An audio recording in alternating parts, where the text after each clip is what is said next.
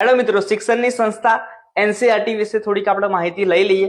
આમાંથી ઘણા બધા પ્રશ્નો પરીક્ષામાં પૂછાયા છે, તો ટેટ 1 માં પૂછાવાની સંભાવના 100% છે. તો ચાલો, એનસીઆરટી તો ફૂલ ફોર્મ છે national council of educational research and training. આ એનું ફૂલ ફોર્મ છે. ફૂલ ફોર્મ પણ ઘણી બધી વખત પૂછાયું છે. આનું સૂત્ર શું છે? સૂત્ર છો તમે મોટો પણ કહી શકો છો, વિદ્યા અમૃતમ શ્રુતિ. આ ખાસ યાદ રાખજો, ઘણી બધી વખત પરીક્ષામાં પૂછાયું છે. એનસીઆરટી નું વિદ્યા અમૃતમ શ્રુતિ, બરાબર. એની જે સ્થાપના છે 1961 માં થઈ હતી, 1/9/1961. એનસીઆરટી નું વડુ મથક ક્યાં આવેલું છે? તો નવી દિલ્હી ખાતે આવેલું છે. અને આનું એનસીઆરટી નું સંસ્થાપન એટલે જે એનું કાર્ય કોણ સંભાળે છે? તો એમએચઆરડી. એમએચઆરડી નું પણ ફૂલ ફોર્મ ઘણી બધી વાર પૂછાયું છે, તો લખ્યું છે ministry of human resource development, બરાબર.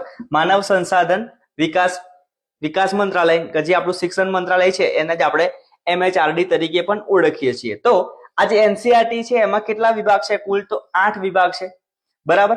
અને આ એનસીઆરટી શું છે એનું આપણે થોડીક ડિટેલમાં બીજો પણ વિડીયો બનાવીશું, પણ આટલી માહિતી યાદ રાખજો, ઘણી બધી વખત પરીક્ષામાં પૂછાયું છે. અને જે આપણા પ્રથમ શિક્ષણ મંત્રી હતા, કોણ હતા? તો મૌલાના અબ્દુલ કલામ આઝાદ. હવે આ જે આપણા એપીજે અબ્દુલ કલામ આઝાદ છે એમનો જન્મદિવસ ટૂંક જ સમય પહેલા 1-2 દિવસ પહેલા જ ગયો હતો, તો તમારે કોમેન્ટમાં એપીજે અબ્દુલ કલામનો જન્મદિવસ લખવાનો છે. તો સરસ મજાનો ટેટ 1 માટે મને એટલે હેમાંગ માછીને ફોલો કરો. Thank you.